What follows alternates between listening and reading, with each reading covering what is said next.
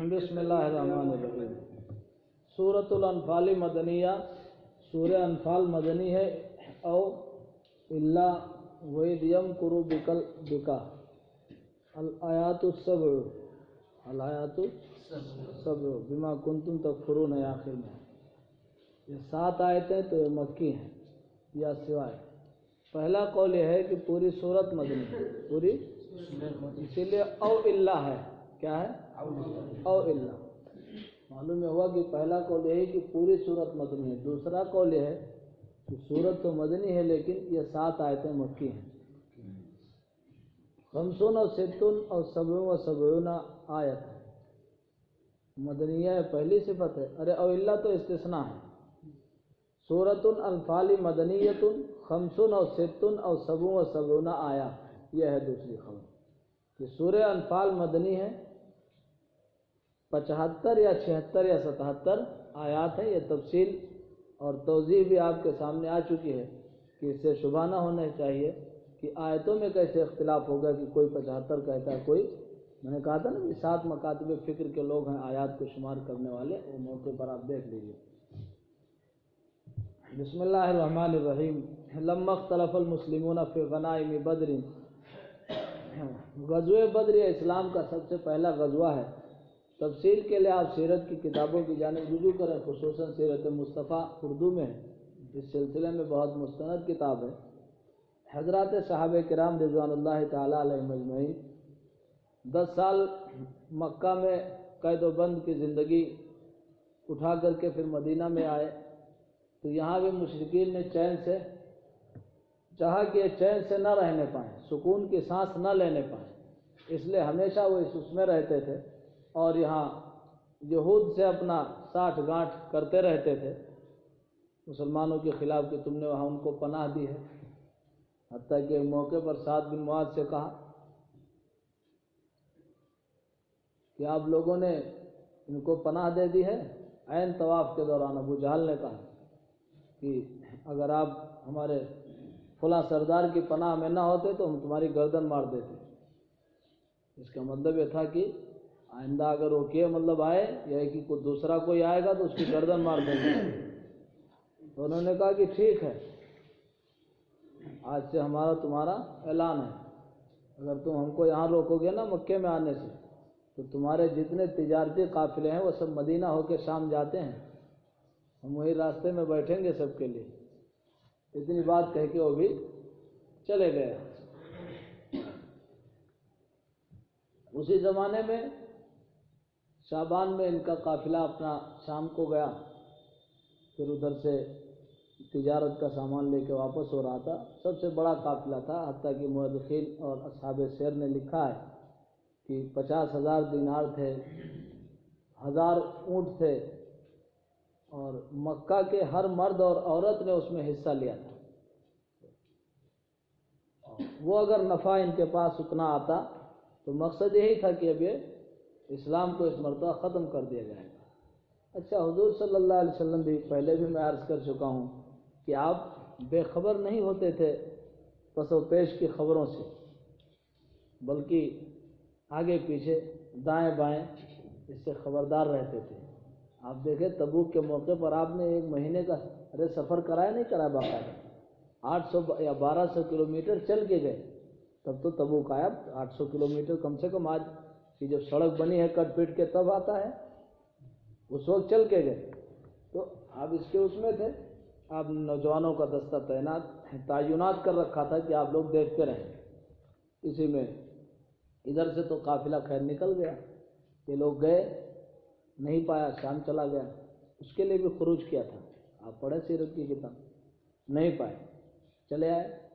اب پتہ ہی لگا رہے تھے۔ اچھا، ابو سفیان بھی چونکہ بہت ہوشیار تھے، وہی اس کے وہ تھے، تو یہ بھی جب واپس ہوئے شام سے اور بہت سارا مال و اسباب اور نفع کے ساتھ، تو انہوں نے بھی آدمی لگا رکھے تھے، تقریباً 30 یا 40 مسلح بہادر اس پہ متعین تھے، جو یہ دیکھ رہے تھے کہ مطلب حفاظت کریں ہم اپنے قافلے کی اور تجارتوں کی۔ اچھا، اتنے میں آ ہی رہے تھے، کچھ لوگوں کو انہوں نے بھی لگا رکھا تھا کہ بھئی ہم کو اطلاع دیتے رہیں۔ اس کے لیے زمزم غفاری کو بھیجا کہ جاؤ پتہ لگاؤ. ابھی آئے لوگ معلوم کرتے رہے آگے، تو دیکھا کہا وہاں دو چرواہے لوگ اپنا کچھ بکری اونٹ چرا رہے تھے. ان سے پوچھا کہ یار یہاں کوئی قافلہ گزرا ہے، کچھ لوگ دکھے ہیں؟ تو کہا کچھ اونٹ نہیں، لیکن دو اونٹ سوار دکھے ہیں، وہ گھوڑا سوار. ارے ایک حضرت بسبس بن عمرو جوہنی تھے، ایک دوسرے جوہنی انہیں کو بھی دیکھے، ایک دوسرے صحابی تھے، ان کو آپ نے بھیجا تھا کہ جاؤ پتہ لگا کے آؤ. یہ لوگ گئے وہاں تو یہ بہت ہوشیار تھے زمزم غفاری. انہوں نے جب دیکھا تو کہا تھوڑی اور آگے بڑھے تو اونٹوں کی مینگنیاں بھی ملی. جب مینگنیاں ملی تو اس کو اٹھا کے توڑا تو کہا کہ ارے یہ تو مدینے کی کھجور ہیں، نہ ہو یہ محمد رسول اللہ کے ساتھی ہیں، یہ انہی کے اصحاب ہیں جو ہمارے چکر میں ہیں. یہ جا کر کے فوراً اطلاع دی ابو سفیان کو، اور وہ وہیں سے ایک شخص کو مدینے بھیجا، مکے بھیجا کہ جاؤ اعلان کر دو اور بتا دو کہ وہ محمد کے اصحاب نے گھیر لیا ہے تمہاری تجارت کے قافلے کو، اور بچانا ہو تو سب نکل پڑو. اور اپنا ادھر بحر احمر سے ساحلی کنارے سے مدینہ نہ آ کر کے ایک لمبا راستہ گھوم کر کے اور اپنا مکے کا راستہ لے لیا. ادھر سے ابو جہل کو اطلاع ہوئی اور یہاں سے اپنا بڑا لشکر لاؤ لشکر کے ساتھ یہاں سے نکلا. راستے میں پہنچا تو معلوم ہوا کہ وہ لشکر ابو سفیان نے کہلا بھیجا کہ بھائی وہ لشکر ہمارا نکل آیا، واپس آ جاؤ، لڑنا بہتر نہیں ہے، ہمارے ہی قبیلے اور خاندان کے لوگ ہیں، گھر کے لوگ ہیں، چھوڑ دو چلے آؤ. تو اس نے کہا نہیں، ہمت کیسے پڑی ان کی؟ قرآن کہہ رہا وَلَا تَكُونُوا كَالَّذِينَ خَرَجُوا مِن دِيَارِهِمْ بَطَرًا وَرِيَاءَ النَّاسِ وَيَصُدُّونَ عَن سَبِيلِ اللَّهِ. ان لوگوں کی طرح نہ بنو جو اپنے گھروں سے نکلے تھے اکڑتے ہوئے، لوگوں کو دکھاتے ہوئے، راہ خدا سے لوگوں کو روکتے ہوئے، اس لیے مقصد لے کر کے نکلے تھے. اور پھر جو ہوا وہ ہوا، 1000 ان کا لشکر ہے مسلح. وہ دونوں کا آمنا سامنا ہوا، قرآن کریم نے اس کا تذکرہ کیا ہے. اب جنگ ختم ہو گئی تو اب اختلاف ہو گیا مال غنیمت کے بارے میں. کیا اختلاف ہو گیا؟ حضرت عبادہ بن صامت رضی اللہ تعالیٰ عنہ جو بدر میں شریک تھے، مسند احمد وغیرہ کے حوالے سے ابن کثیر نے روایت نقل کی ہے. ان سے پوچھا کسی نے اس آیت کے بارے میں کہ قرآن کیا کہتا ہے یسألونک عن الانفال، کہ آپ سے لوگ سوال کر رہے ہیں، پوچھ رہے ہیں انفال کے بارے میں. دیکھو 3 قسم کے مال ہوتے ہیں جو دشمن سے حاصل ہوتے ہیں. ایک غنیمت کہلاتا ہے، غنیمہ، ایک مال فے کہلاتا ہے، اور ایک نفل کہلاتا ہے جس کی جمع انفال آتی ہے. مال غنیمت تو وہ مال کہلاتا ہے جو دشمن سے لڑ کر کے جنگ کے بعد جو حاصل ہوتا ہے اس کو غنیمت کہتے ہیں. اس کو مال فے جو بغیر لڑے حاصل ہو جائے، چھوڑ کے بھاگ جائے، جیسے بنو نذیر وغیرہ نے کیا. ارے چھوڑ کے چلے گئے نہیں کہ وما افاء اللہ علی رسولہ، قرآن نے اس کا ذکر کیا مال فے کا. اور نفل جس کی جمع انفال ہے، یہ نفل اس مال کو کہتے ہیں کہ بطور انعام کسی فوجی کو اس کی امتیازی کارکردگی کی وجہ سے دے دیا جائے کہ اس کو دے دو. نہیں سمجھی؟ ارے بہت جاں بازی کے ساتھ لڑا ہے، اس نے یہ کیا ہے، اس کو تو انعام کے طور پر، کیونکہ ارے نوافل بھی تو انعام ایک فضل ہی ہیں، ارے زائد ہیں فرائض سے، اس لیے ان کو نوافل کہا جاتا ہے. تو نفل کی جمع یا انفال، یہ 3 قسم کے مال ہوتے ہیں. لیکن انفال کا استعمال دونوں معنی میں ہوتا ہے. عام معنی میں بھی ہوتا ہے یعنی غنیمت کے، اور اس معنی میں بھی ہوتا ہے جو فضل کے طور پر دیا جائے، انعام کے طور پر دیا جائے. اور غنیمت کا عام استعمال وہی ہے لڑ کر کے حاصل، اور فے کا عام استعمال وہ ہے جو بغیر لڑے دشمن سے حاصل ہو. مال غنیمت کے بارے میں حکم یہ ہے کہ بھئی اس میں اختیار اللہ کا ہے، متصرف رسول اللہ ہیں، اور اس کا 5 حصہ کیا جائے گا، 1 حصہ نکال لیا جائے گا، بقیہ 4 حصے مجاہدین کے ہوں گے. ان میں اختیار نہیں ہوگا کسی کو، ان میں تقسیم کر دیے جائیں گے. جو مال فے ہوتا ہے وہ سارا کا سارا حاکم وقت اس میں اختیار رکھتا ہے. چنانچہ عراق وغیرہ کی زمینوں کے سلسلے میں حضرت عمر بن الخطاب رضی اللہ تعالیٰ عنہ نے اپنے ثوابدید پر اس کو یوں ہی باقی رکھا کہ چلو بعد میں جو مسلمان آئیں گے تو بیت المال کا ہوگا، پھر اپنا وہ استعمال کریں گے حکومت کی توسیع میں. اور بہرحال اس کا اختیار صرف ہوتا ہے حاکم کو، مجاہدین کو نہیں ہوتا ہے. اور انعام دیا جا سکتا ہے فضل کے طور پر، یعنی انعام کے طور پر کوئی زائد چیز دی جا سکتی ہے. تو اب اتنی بات سمجھ گئے نا. اب حضرت عبادہ بن صامت رضی اللہ تعالیٰ عنہ کی بات سنیں. انہوں نے کہا کہ یہ آیت تو ہم ہی لوگوں کے بارے میں، ہم اصحاب بدر کے بارے میں نازل ہوئی. جس کا قصہ یہ ہوا تھا کہ بھائی جب یہ دشمن شکست کھا گیا تو ایک جماعت تو اس کے تعاقب میں نکل گئی، 3 گروہ ہو گئے مسلمانوں کے کہ کہیں دشمن پلٹ نہ پڑے، دوسرا گروہ مال غنیمت جمع کرنے لگا، اور تیسرا گروہ یہ حضور صلی اللہ علیہ وسلم کی حفاظت میں تھا، اس لیے کہ عین مقصد یہی تھا کہ کہیں کوئی دشمن چھپ کر کے آپ پر حملہ نہ کر دے، بھئی یہی تو وہ چاہتے تھے۔ حضرات صحابہ جانثار رہتے تھے، ہر وقت فدا رہتے تھے، ہر وقت کہ کہیں آپ کو تکلیف نہ پہنچنے پائے۔ تو یہ 3 گروہ ہو گئے۔ تو اب مال فطری چیز تھی، جن لوگوں نے مال غنیمت سمیٹا، جب شام کو سب اپنے اپنے اس میں پہنچے تو یہ ہوا کہ بھئی ہم کو ملنا چاہیے صرف، اور جو دشمن کا دفاع کر رہے تھے، وہ جو ان کا پیچھا کر رہے تھے، انہوں نے کہا نہیں، اصل تو بھئی ہماری وجہ سے تم اطمینان سے ہم سمیٹتے رہے، اور تیسرے نے کہا کہ اصل تو ہم جو مقصد تھا ہمارا کہ رسول اللہ صلی اللہ علیہ وسلم کی حفاظت ہو، وہ تو ہم کر رہے تھے۔ تو یہ جو آپس میں وہ کہتے ہیں اختلاف ہوا، اس پر ایک قرآن کی آیت نازل ہوئی، اور اللہ نے شروع ہی میں سب صاف کر دیا کہ ایسا ایسا ہوگا، ایسا ایسا ہونا چاہیے۔ کچھ بات سمجھے جی؟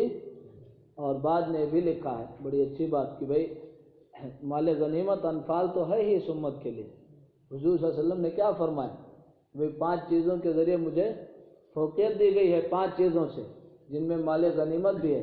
پہلے جب امتیں جہاد کرتی تھیں تو مال غنیمت حاصل ہوتا، اس کو اکٹھا کر کے سب جمع کر دیتے تھے اکٹھا۔ اب آسمانی آگ آتی تھی، اس کو اگر جلا دیتی تو وہ قبول ہے، اور اگر نہیں جلائی تو وہ قبول نہیں ہے، سمجھا جاتا تھا کہ کوئی گڑبڑی ہوئی ہے اس جہاد میں۔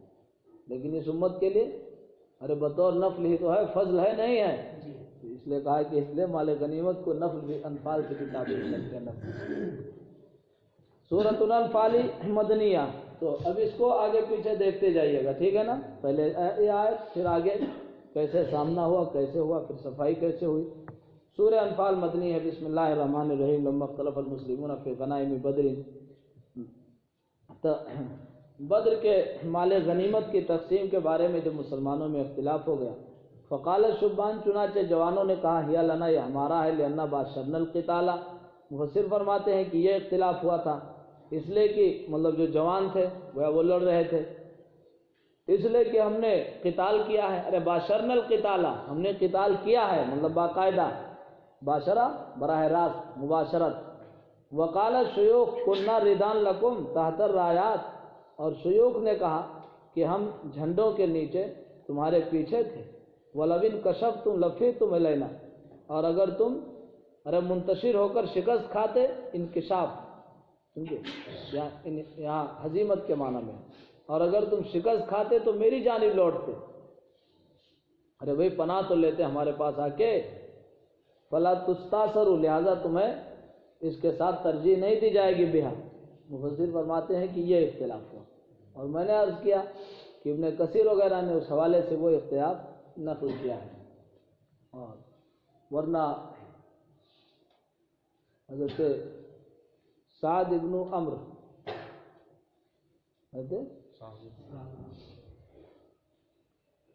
یہ کہتے ہیں کہ ہمارے بھائی عمیر شہید ہوئے تھے، تو جس نے، یہ دوسرا واقعہ ہے کہ جس نے ان کو شہید کیا تھا، میں نے بڑھ کے اس کو مارا، قتل کیا اور اس کی تلوار چھین لی، تو میں نے چاہا کہ ہم کو مل جائے تلوار، نہیں سمجھے، ارے وہی نفل کے طور پر، لیکن آپ نے کہا نہیں بھائی، نہ ہمارا ہے نہ تمہارا ہے، یہ مال غنیمت ہے جو جمع کر دیا جائے گا۔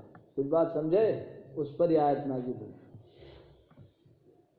نزلہ، تو آیت نازل ہوئی، یسألونک یا محمد عن الانفال، ہے محمد آپ سے لوگ انفال ای الغنائم، مفسر نے فرمایا نا کہ ہاں مال غنیمت مراد ہے، غنیمت، مال غنیمت کے بارے میں پوچھتے ہیں، لمن ہیا، کہ وہ کس کے لیے ہے؟ قل لہم، آپ ان سے کہہ دیجئے، الانفال للہ والرسول، انفال کس کے لیے ہے؟ مال غنیمت اللہ اور رسول کا ہے، مطلب اللہ کا اختیار ہے، رسول اللہ اس میں تصرف فرمائیں گے جیسا چاہیں گے، یجعلانہا حیث شاء، آپ اس کو جہاں چاہیں گے ارے کریں گے، نہیں خرچ کریں گے۔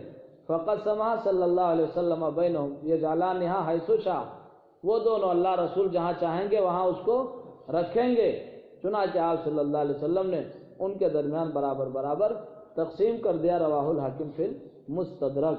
اسی لیے یہاں بعض کہتے ہیں کہ یہ آیت منسوخ ہے، اور وَاعْلَمُوا أَنَّمَا غَنِمْتُم مِّن شَيْءٍ فَأَنَّ لِلَّهِ خُمُسَهُ وَلِلرَّسُولِ وَلِذِي الْقُرْبَىٰ جو آیت کہی گئی ہے، جو اگلی آیت ہے وہ اس کے لیے ناسخ ہے۔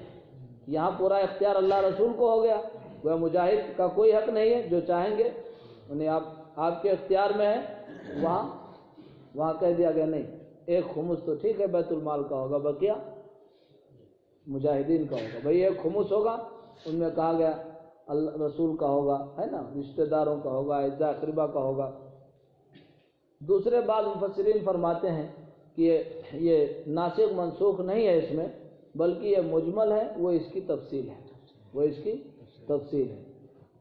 فاتقوا اللہ واصلحوا ذات بینکم، تو اللہ سے ڈرو، فاتقوا اللہ، بس اللہ سے ڈرو، اور آپس واصلحوا ذات بینکم اے حقیقت ما بینکم بالمودہ وترک النزاع، اور اس حقیقت کی اصلاح کر لو جو آپس میں ہے، مودت اور ترک نزاع کے ذریعے، پھر دوستی کر لو ترک نزاع کے ذریعے، بات سمجھے نہیں، نزاع ترک کر دو۔ وَاطِیعُوا اللَّهَ وَرَسُولَهُ إِن كُنتُم مُؤْمِنِینَ، اللہ اور اس کے رسول کی اطاعت کرو اگر تم کامل ایمان والے ہو، ان کنتم مؤمنین حقا۔ دیکھو تھوڑی سی بڑوں کی لفظش بھی بڑی ہوتی ہے، اللہ نے فوراً کہا نہیں، اگر مومن ہو نا تو اطاعت کرو، بس یہی اور کچھ نہیں، جو جیسا حکم کرے وہ کرو، اس لیے حقا یہاں مانا ہے، اور ظاہر سی بات ہے مومن نہیں تھے۔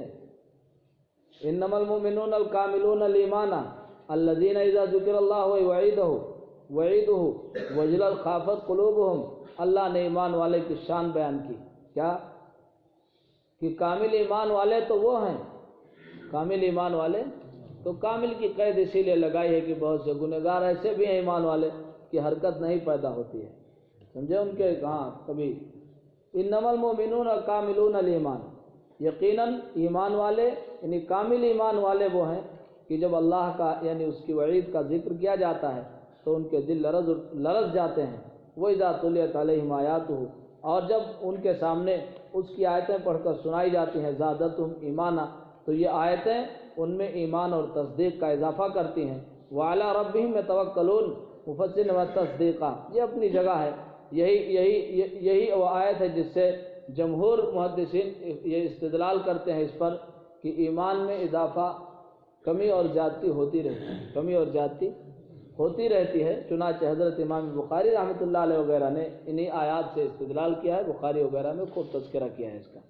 جبکہ امام اعظم ابو حنیفہ رحمۃ اللہ علیہ کا مذہب ہے کہ نفس ایمان میں کوئی کمی زیادتی نہیں ہوتی ہے، کہہ رہے ہیں نفس ایمان ہی میں کمی زیادتی کیسے ہوگی، جبکہ ایمان کا محل قلب ہے اور قلب ایک ہی ہے۔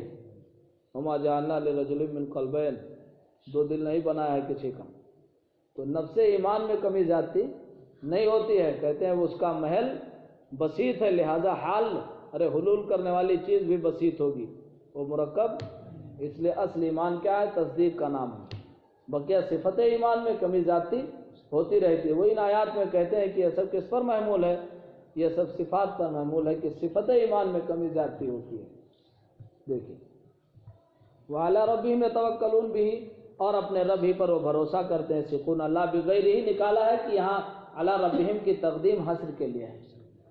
الذین یقیمون الصلاۃ یاتون بہا بحقوقہا، وہ لوگ جو نماز قائم کرتے ہیں یعنی نماز اس کے حقوق کے ساتھ ادا کرتے ہیں، مما رزقناہم آتیناہم ينفقون، اور اس مال میں سے جو ہم نے ان کو بطور رزق عطا کیا ہے خرچ کرتے ہیں، فی طاعت اللہ، اللہ تعالیٰ کی طاعت میں، مول صاحب خالی ریچارج میں نہیں، اولئک الموصوفون بما ذکر ہم المؤمنون حقا، یہی لوگ جو متصف ہیں مذکورہ صفات کے ساتھ کامل پکے سچے مومن ہیں، ہم المؤمنون حقا، یہی سچے مومن ہیں، صدقاً بلا شک، لہم درجات منازل فی الجنہ، ان کے لیے جنت میں درجات ہیں، عند ربہم، ان کے رب کے پاس یعنی مرتبے ہیں، بہت مرتبے ہیں، ومغفرۃ ورزق کریم، بخشش ہے اور پاکیزہ عزت والا رزق ہے، فی الجنہ، کہاں، جنت میں، سمجھے، باعزت رزق ہے صوفی لوگوں، یہ اللہ وعدہ کر رہا ہے، کما اخرجک ربک من بیتک بالحق من،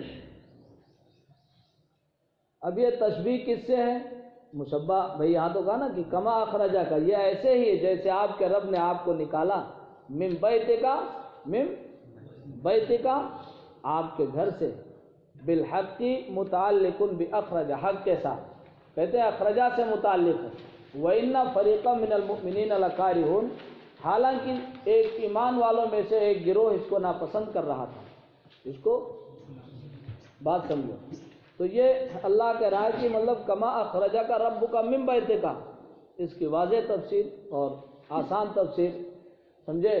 اور مشبہ بھی یہی ہے کہ جیسے مال غنیمت کے سلسلے میں تھوڑی سی بات آئی، تھوڑا سا اختلاف ہوا، بعض نے اس کو ناپسند کیا، جیسے بھائی وہی مان لو نفل کی بات تھی تو انہوں نے ناپسند کیا کہ بھائی دل میں ایک وہ ہوا کہ ہم کو ملنا چاہیے تھا، یا ہے کہ جن لوگوں نے جمع کیا تھا ان کے دل میں آیا کہ ہم کو ملنا چاہیے تھا، تو تھوڑی سی آپس میں یعنی کبیدہ خاطری ہوئی ہے نا، یا دل کے اور چاہت کے خلاف ایک فیصلہ ہوا.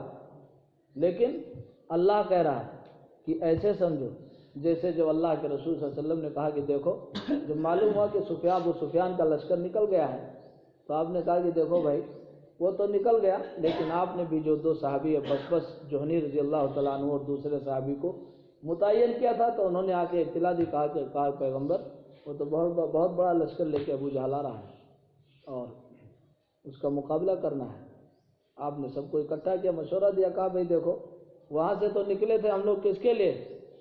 وہ تجارتی قافلے کے لیے.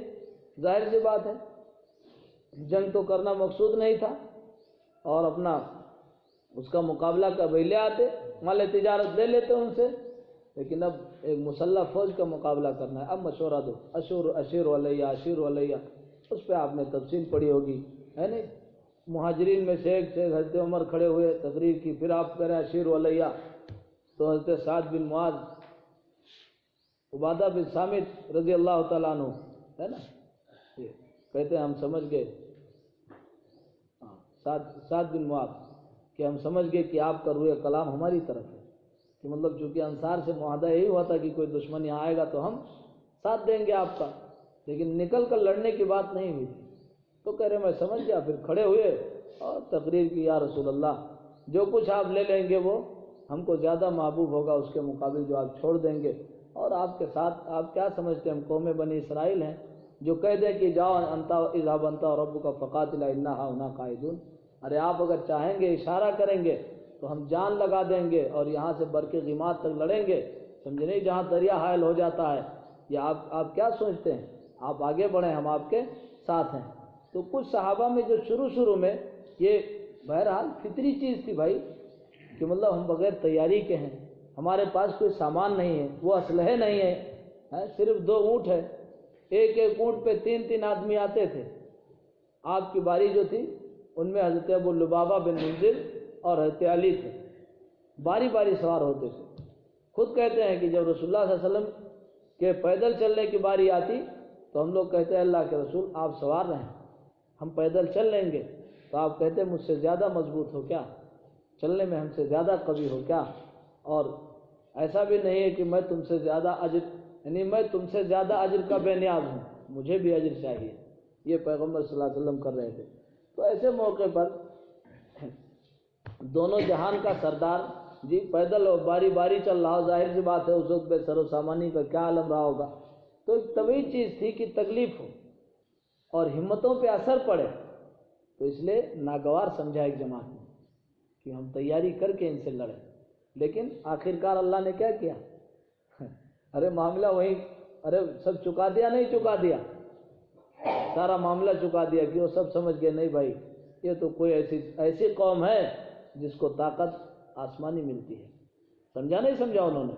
تو وہاں شروع میں ناپسند کیا، لیکن اللہ نے پھر فتح دے دی. تو وہی اللہ کہہ رہے ہیں کہ چونکہ جنگ ہو گئی تھی، چاہ نہیں رہے تھے، لیکن پھر بھی اب ہمت ہو گئی. اب مال غنیمت کی تقسیم کے سلسلے میں اختلاف ہوا تو تھوڑی سی کبیدگی ہوئی، لیکن یاد رکھو اللہ اس میں بھی بھلائی رکھ دے گا. وہی ہے کما اخرجک ربک کا، یعنی یہ ناگواری ویسے ہی ہے مال غنیمت کے تقسیم کے سلسلے میں جیسے کہ آپ کے تیرے رب نے تجھے نکالا تیرے گھر سے حج کے ساتھ، مراد مدینے سے، اور پڑے مقام روحہ وغیرہ پہ آپ جب پہنچے تو آپ نے کچھ لوگوں کو، ایک صحابی کو مدینے کا گورنر بنا کے واپس کر دیا اور بقیہ لوگ آگے بڑھے. وَإِنَّ فَرِيقًا مِّنَ الْمُؤْمِنِينَ لَكَارِهُونَ الْخُرُوجَ، خروج کو، وَالْجُمْلَةُ حَالٌ مِّن كَافِ أَخْرَجَكَ، پہلے ترجمہ حال کا کرایا ہے، مجھے کہہ رہے ہیں کہ جملہ حال ہے. اخرجہ کے کاف، اخرجہ کا کے کاف. بسم اللہ الرحمن الرحیم.